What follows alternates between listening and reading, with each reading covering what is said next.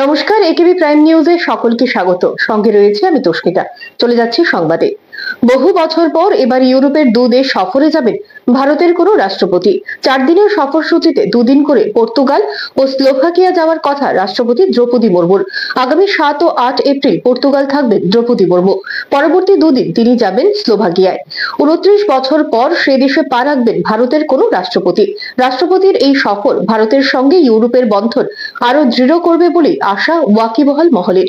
এ বিষয়ে বিদেশ মন্ত্রকের অন্যতম সচিব তন্ময় লাল জানিয়েছেন, দুদেশের এই সফর ল্যান্ডমার্ক হতে চলেছে। নয়াদিল্লি লিসবনের সম্পর্ক এবার 50 বছরে পা রাখবে। আন্তর্জাতিক মঞ্চে ফের একবার শিরোপার অধিকারী হলেন ভারতের প্রধানমন্ত্রী নরেন্দ্র মোদী। শনিবার তাকে শ্রীলঙ্কার সর্বোচ্চ সম্মান মিত্র বিভূষণ পদকে সম্মানিত করল সে দেশের সরকার। ভারত ও দ্বীপ রাষ্ট্রের দ্বিপাক্ষিক সম্পর্ক জোরদার করতে উভয় দেশের সাংস্কৃতিক ঐতিহ্যের উন্নতিকল্পে ব্যতিক্রমী অবদানের জন্য এই স্বীকৃতি দেওয়া হলো নরেন্দ্র মোদীকে।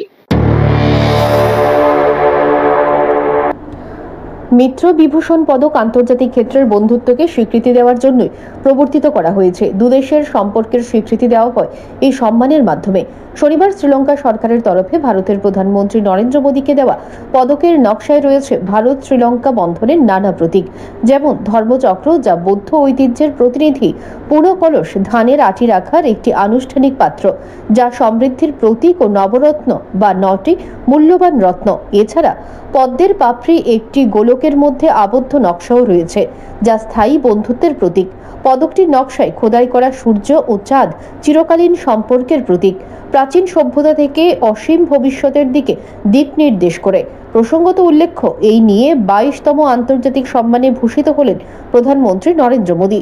এর আগে গত 11ই মার্চ মরিশাসের সর্বোচ্চ নাগরিক সম্মান পান তিনি। চীনের সঙ্গে দ্বীপ রাষ্ট্রের ঘনিষ্ঠতার মাঝে নরেন্দ্র মোদীর এই সফর আন্তর্জাতিক কূটনীতির জন্য বিশেষভাবে তাৎপর্যপূর্ণ।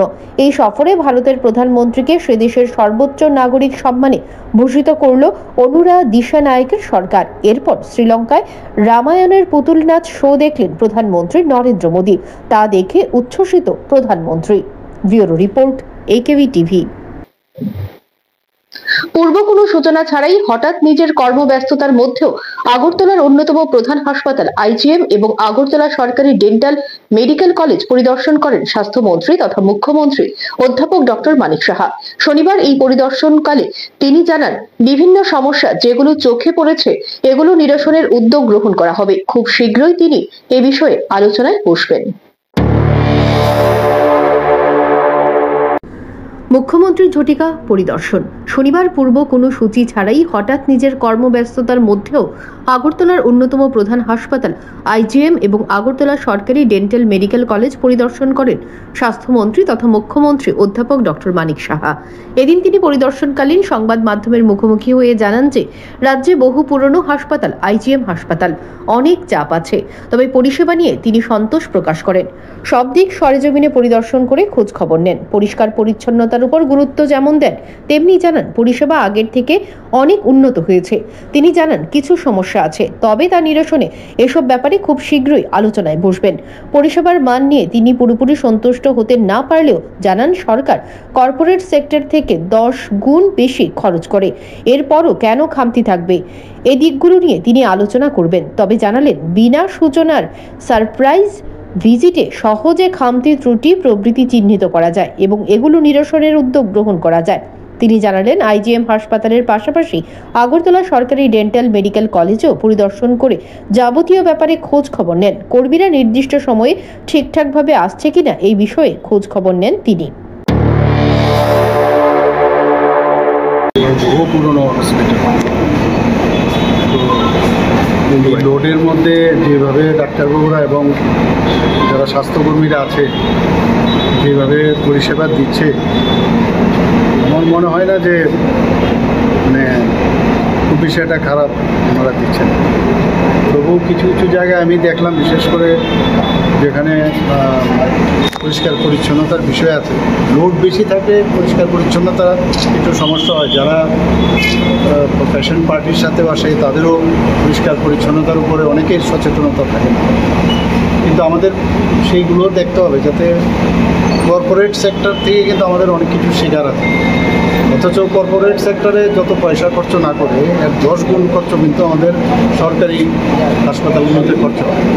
আমি আজকে দেখে গেলাম বিষয়গুলো এবং যেখানে যেখানে আমার চোখে পড়লো সেই ঘাটতিগুলো কীভাবে মেটানো যায় সেগুলো নিয়ে আমি বসবো বা সেই ডিরেকশন থাকবে। আসার উদ্দেশ্য এটাই, এবং আগের থেকে যতবার আমি এসেছি এখানে আগের থেকে অনেক বেটার। বহীন যত পরিষেবা মানে আজকে যেটা মনে হচ্ছে যে ঠিক আছে কালকেও হয়তো দেখা যাবে যে কম, কিন্তু আমরা এড পার দেওয়ার একটা চেষ্টা আমরা করছি।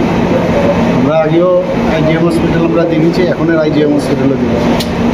ডেন্টাল কলেজেও গেলাম, সেখানেও কী অবস্থা আছে, সবাই টাইমলি আসে কি না সেই বিষয়গুলো দেখলাম। কী পেশেন্ট, কী ধরনের পেশেন্ট আসে। তো আসলে একটা সুবিধা হয়, অনেকে অ্যালার্ট থাকে যে স্বাস্থ্যমন্ত্রী মুখ্যমন্ত্রী এসছে এবং without giving any information I have come today. এটা একটা সুবিধে আর সবসময় তো সময় হয় না। তো আজকে ভাবলাম যে এখানে প্রায়োরি ইনফরমেশন দেইনি, কিন্তু সাডেনলি আমি ভিজিট করলাম এতে করে বোঝা যায় যে কী কোন জায়গায় কী সমস্যা আছে, থাকবে সমস্যা কীভাবে নিরসন করা যায় সেটা আমরা। Bureau report, AKV TV. এখন সময় বিজ্ঞাপনের জন্য ছোট্ট একটি বিরতি, সঙ্গে থাকুন।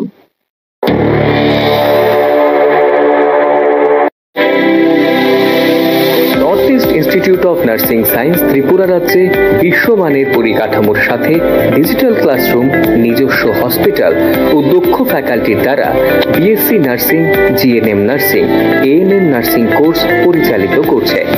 রয়েছে ভারত সরকার ও ত্রিপুরা সরকারের নার্সিং কাউন্সিলিং এর বিশেষ অনুমোদন। এছাড়াও ইন ক্যাম্পাস রয়েছে উন্নত মানের hostel facility, laboratory, library, indoor sports zone, wifi এর সুবিধা। ছাত্রছাত্রীদের জন্য রয়েছে বাসের ফ্যাসিলিটি।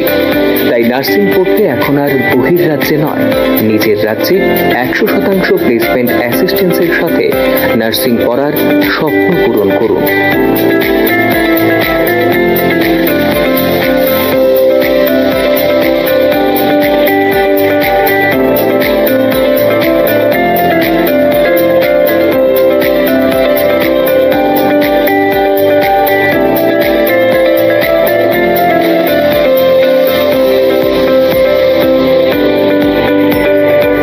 জন্য আজই যোগাযোগ করুন north east institute of nursing science, Agartala, Amtali bypass.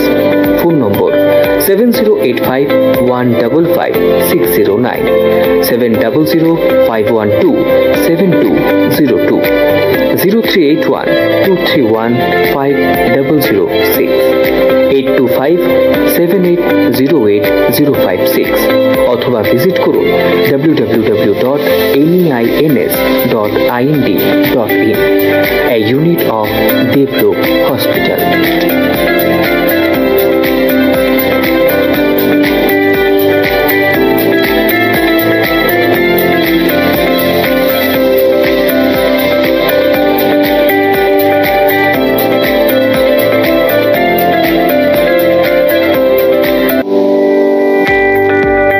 Bangla নববর্ষের আনন্দে এবার মামুনি বাজাজের মেগা এক্সচেঞ্জ ধামাকায় 1 লক্ষ টাকার পুরস্কার জেতার সুযোগ। হ্যাঁ, একদম ঠিক শুনছেন, আপনার জন্য 1 লক্ষ টাকার পুরস্কার জেতার সুযোগ দিচ্ছে মামুনি বাজাজ। তাহলে আপনার স্বপ্নের বাজাজ বাইকটি কিনতে সোজা চলে আসুন মামুনি বাজাজের শোরুমে। নিয়ে আসুন আপনার যে কোনো পুরনো মোটরসাইকেল অথবা স্কুটার, আর নিয়ে যান ওয়ার্ল্ড ফেমাস বাজাজ মোটরসাইকেল। এছাড়াও পাচ্ছেন 10 লিটার পেট্রোল, অ্যাক্সেসরিজ সহ হেলমেট সম্পূর্ণ বিনামূল্যে। এই আকর্ষণীয় অফারটি চলবে 30 এপ্রিল 2025 পর্যন্ত। Mamuni Bajaj, motor stand, Bishalgarh, Sepahijala, Tripura. Phone number 9612133889, 9089440011।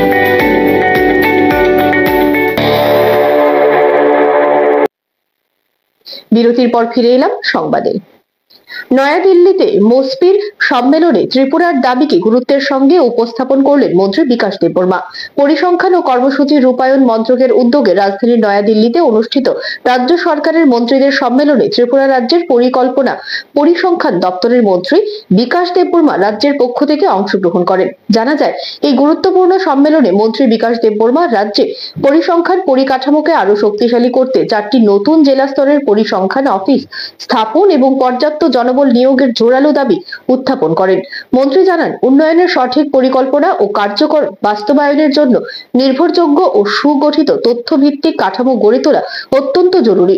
রাজ্যের পরিসংখ্যান পরিকাঠামোর উন্নয়ন উন্নত ভারত @2047 রূপকল্প বাস্তবায়নের এক গুরুত্বপূর্ণ ধাপ।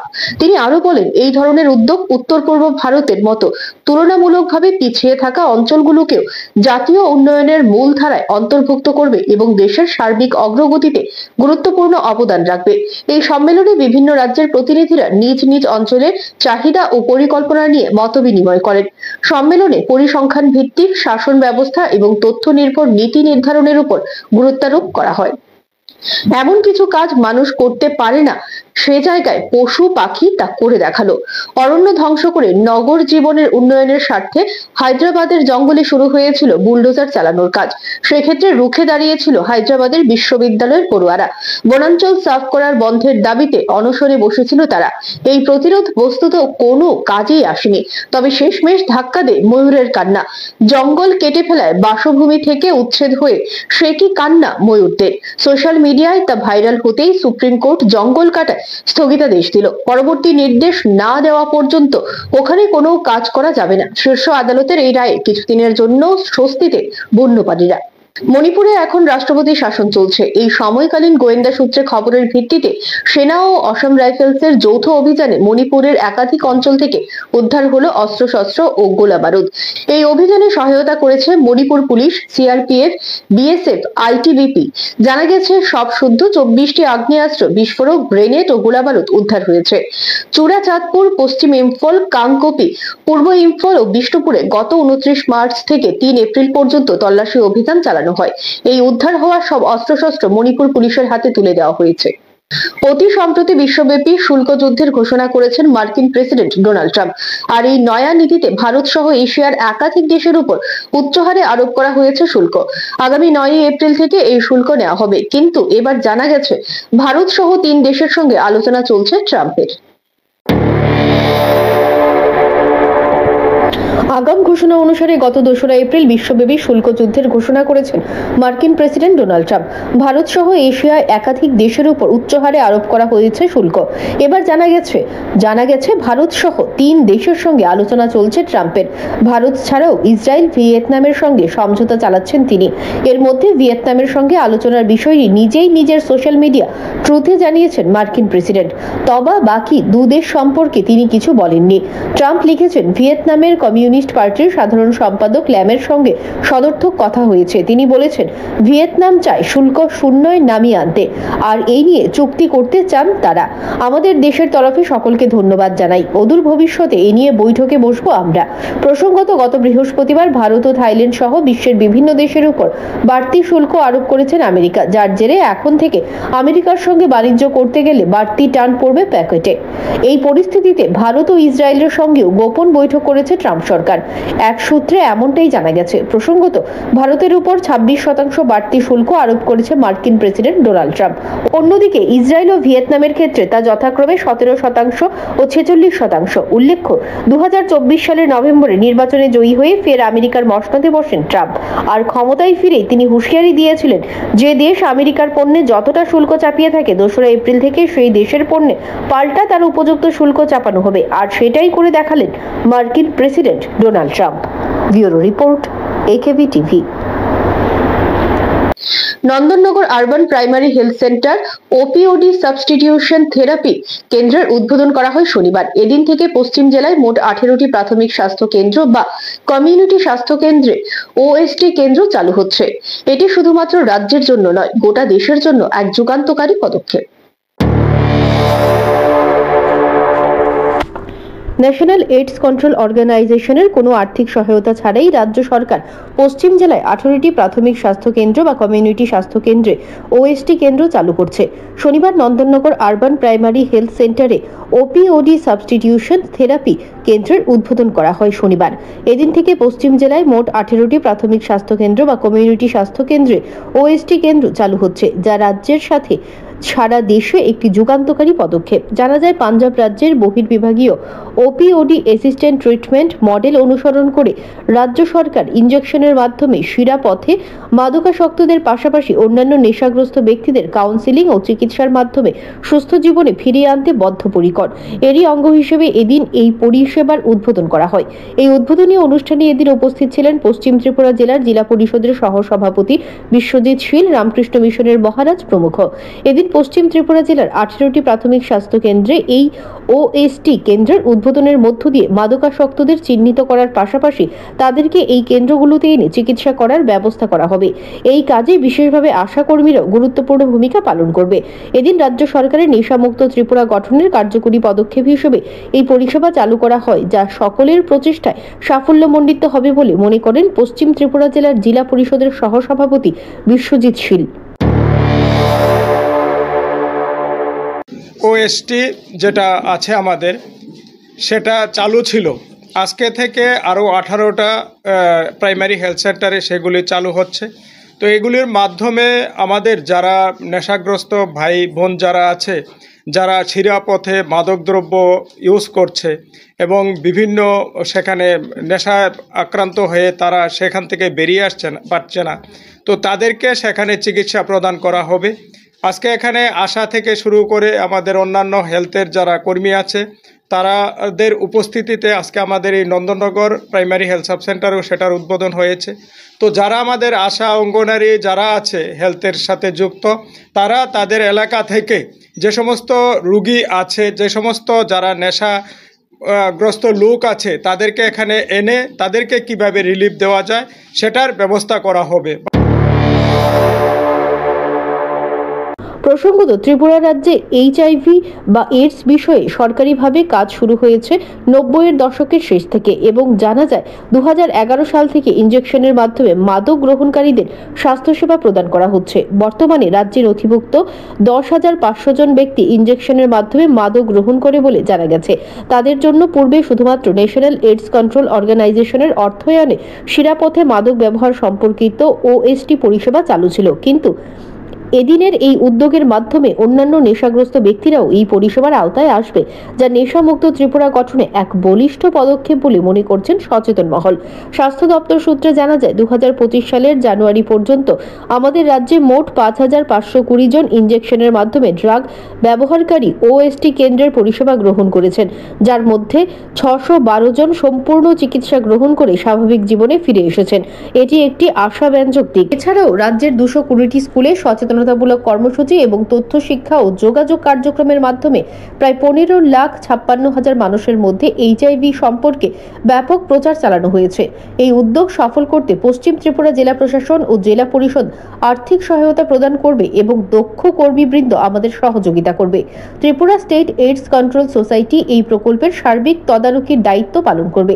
ইতিমধ্যে সংশ্লিষ্ট স্বাস্থ্যকর্মীদের প্রশিক্ষণ দেওয়া হয়েছে এবং বাস্তবায়ন প্রক্রিয়া শুরু হয়েছে। যেহেতু রাজ্য সরকারের লক্ষ্য সমাজের প্রতিটি স্তরের মানুষকে সচেতন করে নেশাগ্রস্তদের সুস্থ জীবনে ফিরিয়ে আনা, তাই সে কাজে সকলের সহযোগিতা ও অংশগ্রহণের মাধ্যমে একটি নেশামুক্ত, সুস্থ ও উন্নত ত্রিপুরা গড়ে তুলতে পারা যাবে, এ বিষয়ে কোনো সন্দেহ নেই। Bureau report, AKV TV. বেকারদের ভবিষ্যৎ অনিশ্চয়তায় দোলাচলে।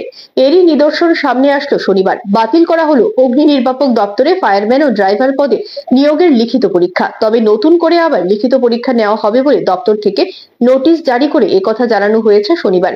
এ নিয়ে ক্ষুব্ধ বেকার যুবকরা। গোপন খবরের ভিত্তিতে শুক্রবার রাতে রাজধানীর বটতলা বাজার এলাকা থেকে ইয়াবা ট্যাবলেট সহ এক নেশা বিক্রেতাকে আটক করেছে পশ্চিম থানার পুলিশ। ধৃতের নাম মঙ্গলদীপ বিশ্বাস। উদ্ধারকৃত ইয়াবা ট্যাবলেটের বাজার মূল্য আনুমানিক 2.5 লক্ষ টাকার উপর হবে বলে জানা যায়। শনিবার মাধ্যমের মুখোমুখি হয়ে এসডিপিও দেবপ্রসাদ রায় জানান, গত কয়েকদিন ধরে খবর ছিল যে মঙ্গলদীপ বিশ্বাস নামে এক যুবক বটতলা বাজার এলাকায় নেশা জাতীয় ইয়াবা ট্যাবলেট বিক্রি করছে। সেই মোতাবেক পশ্চিম থানার ওসি ও বটতলা ফাঁড়ি থানার ওসির নেতৃত্বে একটি টিম গঠন করে শুক্রবার রাতে তাকে আটক করা হয়। তার কাছ থেকে 2000 ইয়াবা ট্যাবলেট, ব্রাউন সুগার ও নগদ টাকা সহ একটি মোবাইল উদ্ধার করা হয়। শনিবার তাকে আদালতে হাজির করা হয়।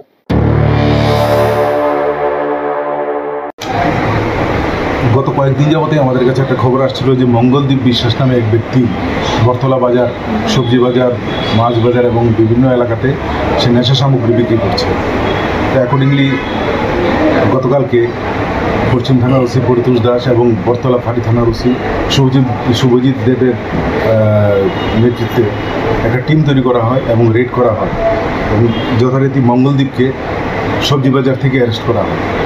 তখন তার পজিশনে পাওয়া যায় 2000 ইয়াবা ট্যাবলেট এবং 11.97 গ্রাম ব্রাউন সুগার এবং ক্যাশ 840 রুপিস এবং একটি মোবাইল। তো এর আগেও মঙ্গলদীপ অ্যারেস্ট হয়েছে 2023-তে NDPS অ্যাক্টে। ওর কেসটা এখন কোর্টে ট্রায়াল চলছে। তো এই বিষয়ে আমরা একটা সুনির্দিষ্ট কেস নিয়েছি এবং আজকে তাকে কোর্টে তোলা হচ্ছে। শনিবার ছিল মহা অষ্টমী তথা অশোক অষ্টমী। প্রথা মেনে রাজধানীর দুর্গাবাড়িতে মহা অষ্টমী অনুষ্ঠিত হয়। এদিন সকাল থেকে ভক্তদের সমাগম ছিল লক্ষণীয়। হিন্দু ও বাঙালিদের অন্যতম প্রধান উৎসব দুর্গাপুজো। আশ্বিন মাসে জাঁকজমকপূর্ণভাবে দুর্গাপূজা হলেও কালীর পুজো হয় চৈত্র মাসে। চৈত্র মাসের এই পূজা বাসন্তী পূজা নামে পরিচিত। অন্যান্য বছরের মতো এবছরও রাজধানী দুর্গাবাড়িতে বেশ ঘটা করে ধর্মীয় রীতিনীতি মেনে বাসন্তী পুজো অনুষ্ঠিত হচ্ছে। এদিন মহা অষ্টমী তিথিতে দুর্গাবাড়ি মণ্ডপে অসংখ্য ভক্তবৃন্দের উপস্থিতি পরিলক্ষিত হয়। দুর্গাবাড়ির পুরোহিত জানায়, প্রথা মেনে দুর্গাবাড়িতে মহা অষ্টমী পূজা অনুষ্ঠিত হয়েছে। পূজা শেষে ভক্তরা দেবীর চরণে অঞ্জলি প্রদান করেন। এদিন মায়ের উদ্দেশ্যে বলিও দেওয়া হয় বলে তিনি জানান।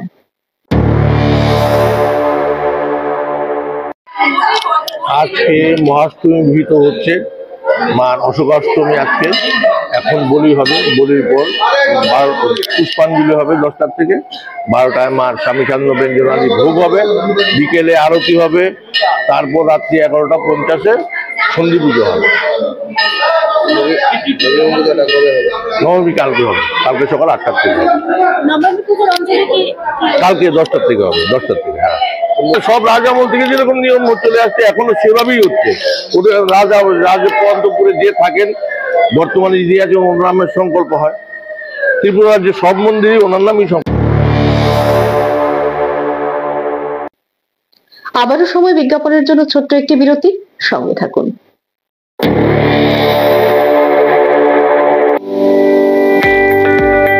বাংলার নববর্ষের আনন্দে এবার মামুনি বাজাজে মেগা এক্সচেঞ্জ ধামাকায় 1 লক্ষ টাকার পুরস্কার জেতার সুযোগ। হ্যাঁ, একদম ঠিক শুনছেন, আপনার জন্য 1 লক্ষ টাকার পুরস্কার জেতার সুযোগ দিচ্ছে মামুনি বাজাজ। তাহলে আপনার স্বপ্নের বাজাজ বাইকটি কিনতে সোজা চলে আসুন মামুনি বাজাজের শোরুমে। নিয়ে আসুন আপনার যে কোনো পুরনো মোটরসাইকেল অথবা স্কুটার, আর নিয়ে যান ওয়ার্ল্ড ফেমাস বাজাজ মোটরসাইকেল। এছাড়াও পাচ্ছেন 10 লিটার পেট্রোল, অ্যাক্সেসরিজ সহ হেলমেট সম্পূর্ণ বিনামূল্যে। এই আকর্ষণীয় অফারটি চলবে 30 এপ্রিল 2025 পর্যন্ত। Mamuni Bajaj, motor stand, Bishalgarh, Sepahijala, Tripura. Phone number 9612133889, 9089440011।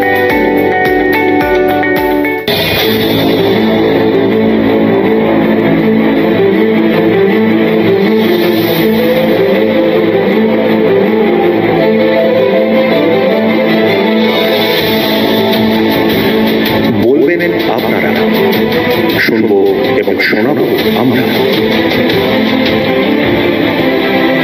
চোখ রাখবো একেবি টিভির পর্দায়।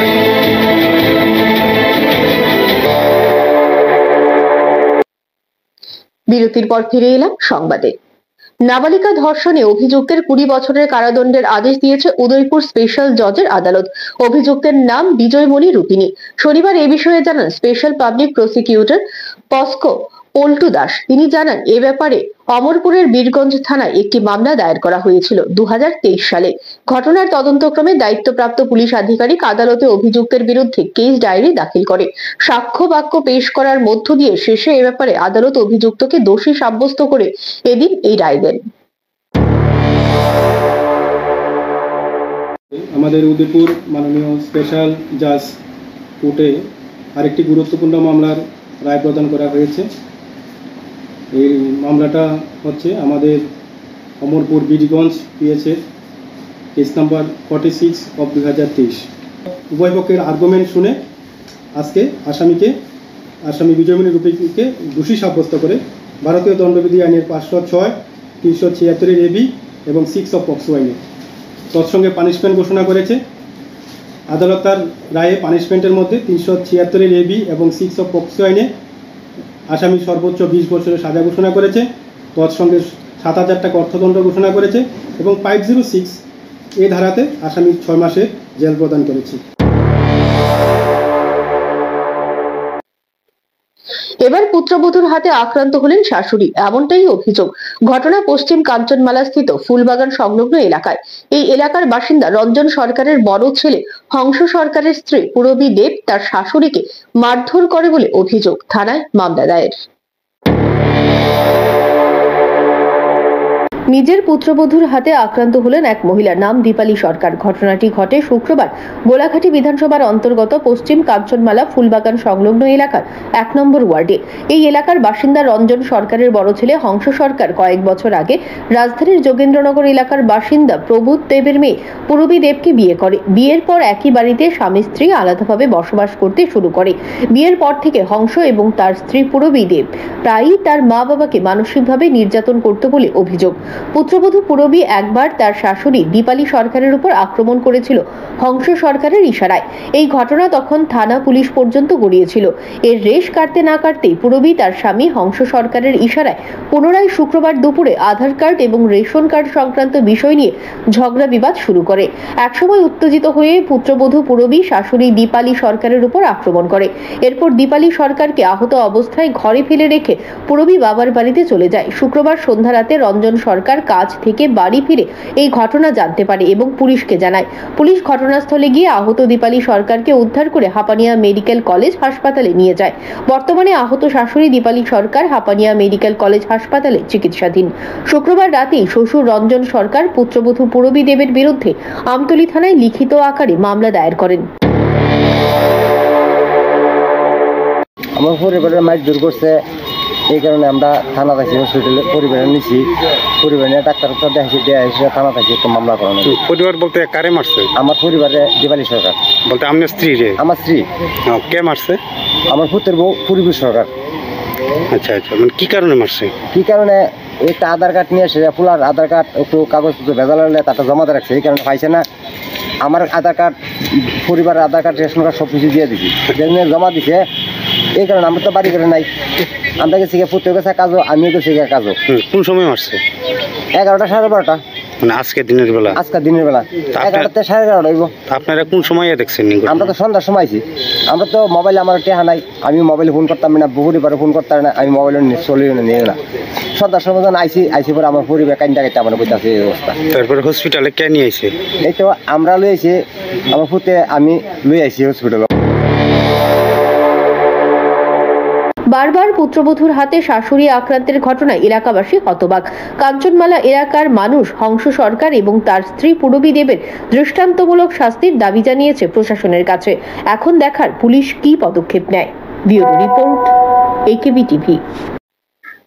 নেশা বিরোধী অভিযানের স্লোগান তুলে থানা ঘেরাও করল প্রমিলা বাহিনী। ঘটনা শুক্রবার রাতে শান্তির বাজার থানায়। এদিন রাজাপুর ভিলেজ এলাকায় কিছু সংখ্যক নেশা কারবারিদের আটক করে শান্তির বাজার থানার পুলিশের হাতে তুলে দিয়ে প্রমিলা বাহিনী থানা ঘেরাও করে। সকলের একটাই দাবি, দ্রুততার সাথে নেশা কারবারিদের আটক করে দৃষ্টান্তমূলক শাস্তি প্রদান করতে হবে। প্রসঙ্গত, রাজাপুর ভিলেজ এলাকার প্রমিলা বাহিনীরা একত্রিত হয়ে নেশার বিরুদ্ধে একটি কমিটি গঠন করে। এই কমিটি গঠনের পর থেকে এলাকার প্রমিলা বাহিনী একত্রিত হয়ে বেশ কিছু নেশা কারবারিদের নেশা সামগ্রী সহ আটক করে পুলিশের হাতে তুলে দেয়। এদিনও রাতে কিছু নেশা কারবারিদের আটক করে পুলিশের হাতে তুলে দিয়ে তাদের এই থানা ঘেরাও কর্মসূচি। এখন দেখার বিষয় স্থানীয় লোকজনদের দাবি মেনে প্রশাসন কি পদক্ষেপ গ্রহণ করে। আমরা যে অ্যাকশন কমিটি তৈরি করেছি, আমরা কিন্তু ড্রাগসের বিরুদ্ধে, আমরা কিন্তু আমাদের ভবিষ্যৎ আমাদের ছেলে মেয়েরা যাতে এই ড্রাগস থেকে মুক্ত হতে পারে সেই জন্য আমরা এই ড্রাগসের বিরুদ্ধে আমরা আন্দোলন করছি এবং আমাদের ছেলে মেয়েরা যাতে ড্রাগস থেকে ফিরে আসতে পারে, ড্রাগস বিক্রেতা যাতে কিনতে না পারে বা বিক্রি করতে না পারে, ক্রেতারা যাতে কিনতে না পারে, সেটাই আমরা প্রচেষ্টা। আমরা যে কোনো মুহূর্তে আমরা খবরটা পাইব, একদম লগে লগে কেউ গ্যাসের মধ্যে রান্না বয়ে আইছে, কেউ রান্না এখনো হয়নি, এমন অবস্থা আছে। আমরা যেভাবে বাড়ি করে আছি সেইভাবে আমরা দৌড়ে আসছি। শুধু আমরা ড্রাগসের বিরুদ্ধে আমরা এই আন্দোলনটা চালাইবার জন্য, আমাদের ভবিষ্যৎটা আমরা সুশৃঙ্খল রাখার জন্য আমরা এই প্রচেষ্টা। আজকে যেভাবে আমরা ধরেছি, আরো 3-4 দিন 4-5 দিন আগে আমরা এই শুরুটা করেছি, এখনো আন্দোলন চলছে, চলবো। আমরা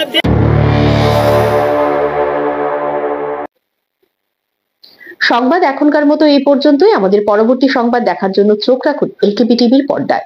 নমস্কার।